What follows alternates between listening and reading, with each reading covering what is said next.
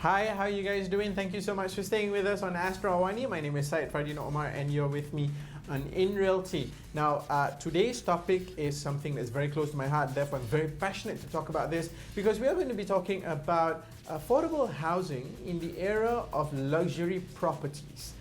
Now, this question has been bugging me for the longest time, and I'm sure most of you watch the show know that I've been trying to get my first property. Now, this is a problem for young people, and we want to talk about this, and we have questions to ask this gentleman to my left over here. His name is Previn Singhe. He is the CEO of Zerion Properties. Previn, thank you so much for joining us. It's a pleasure. Are you ready for the line of fire? Because I've got 1,000 questions about this. Yes, please. Yeah. Okay, let me start with this. In 2013, affordable housing, absolute myth.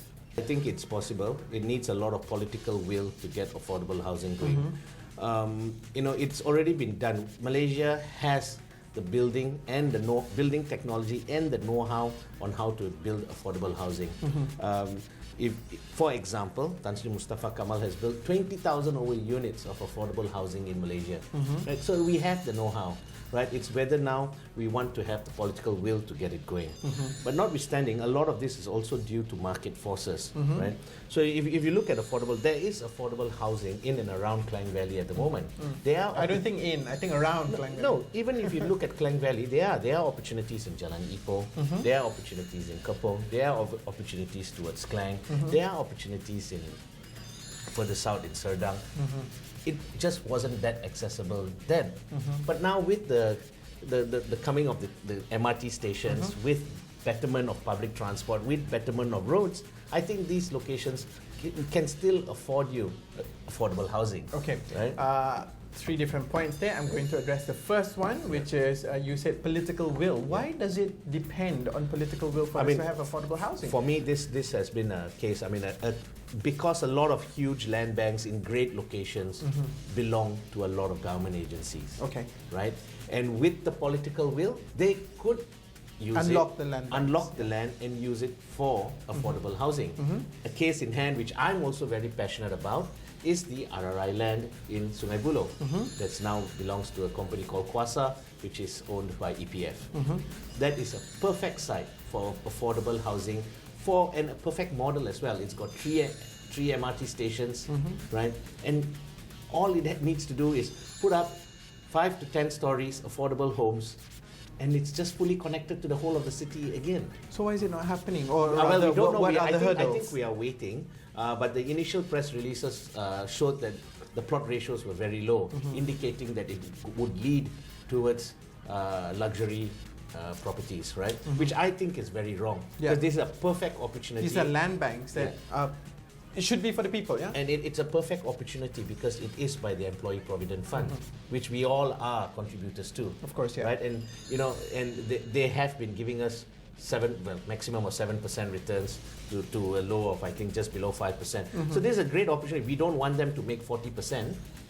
All we want them is to make 10% and give us our dividends, and they could still do that by providing affordable homes.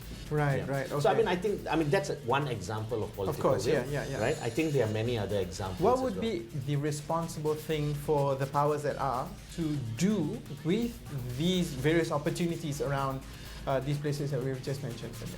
I think it would be to follow a very good land economic theory that the properties closest to the transportation hubs are all affordable housing. And maybe the properties that are really far away because people can afford to drive are more luxury properties. Right, so I think that would be, so if you look at it from a scale of development, so very near the MRT stations, very high, and then leads to a very, very low rise. That for me would be the way it would go. I see, okay. Yeah. And this advice should be heeded by developers, or is it the government agencies? This would, in this particular case, would be the master developer of the property. Right, okay. Yeah. But you see, the local authorities, you got to understand the Greater Klang Valley covers 10 local authorities, right? And they've already taken step. I think Pemandu has already instructed that any parcels of land that's in and around MRT stations to have very high plot ratios, right? Which would ease the pressure of real estate prices. Got it. Just to give you an example, if Dato' Alan Tong didn't build Mont Kiara to that high level, I think we would all be living in a era of very, very, very expensive real estate. Right, I see. Because don't forget, there are so many thousands of people who bought units there. Yeah. They would have still bought, these same people would have Spread out. Yeah. around here, Yeah. right? Which would have made property values very high right up to Kapong and Okay, Jalara. that particular example leads very nicely into the second point, which is market force. Yep. So what is the market force demanding for and telling us with regards to the current temperature of property prices now? Well, I mean, I think, Bank Negara in early last year imposed responsible lending guidelines, right? And I think Bank Negara was very correct. I think it came in at a time where the market was really moving very fast, and with those guidelines, the market tapered down and prices were just inching up. And I think even at the present moment, there's a lot of interest in real estate because loans are still reasonable and available. And I think property prices would still be tapering up. It won't be a fast escalation, shoot up, yeah. but I think there'll be strong demand, right? And property prices will be very stable with certain locations with scarcity, prices moving up. Right, I see. Okay, so it's not quite bleak for the people who does not currently own properties. No, It is inching. It is inching, but yeah, it is I not don't inaccessible. think it's good. Yes, correct. I don't think it's Okay. inaccessible. And I also think, I think a lot of people need to explore beyond the comfort zone, right? I think that's very essential.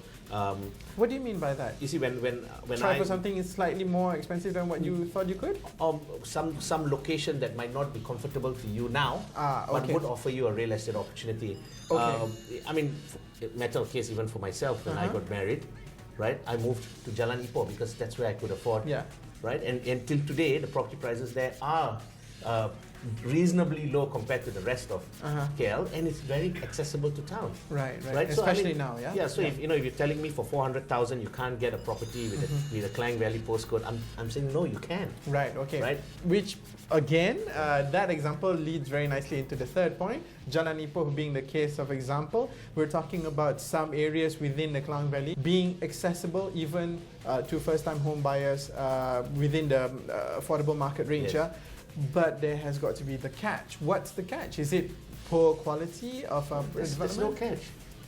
It's just people are not comfortable moving away from where they've grown up. No, I can understand a matter of convenience. Of course, yes. I'm not saying it's not a bad. I think it's a great idea that for a whole family to grow up together. But at the end of the day, if it is about your real estate investment, you can still invest and still live with whoever you want. Yeah. Right? So the issue now is about investment. Right. So I think there are opportunities. I think people need to be a bit more, adventurous in seeing where they could invest, what kind of price levels. Yeah. So in gist, it is there. So It is there. My hypothesis that it's a myth, completely unfounded and untrue. Yes, I mean, go to iProperty and just search by value, and you can see. Trends amongst developers to develop affordable housing, it is spreading out of the central Klang Valley area. So the further out you go, the cheaper it gets. That would be a very valid point because that's the pressure of land value, right? See, market forces are already creating a situation where land values are increasing in the city, and that's a function of demand and supply. There's so little amount of parcels of land available. There are only 14 rows of terrace houses in Bangsa Baru. That's it. You can't add any more. There's no way, right? So prices would go up. Likewise with land, there's very little land left, so values go up, construction costs go up, salaries go up, minimum wages have set in, everything. So obviously, something's got to give, which is the consumer, right? So for developers, if they were to get into affordable housing, they would move out, right? Some developers have gone to Nilai, did very well, launched a nice gated development, terrace homes for 400 over 1,000, sold out. Right? Because people also understand from Nilai, I could hop onto the commuter and get to town as well. Right? So yeah, I think we would be looking at a society that's going to commute and going spreading out of town. Right. Yeah. Okay. So those are the two keywords that I've learned today.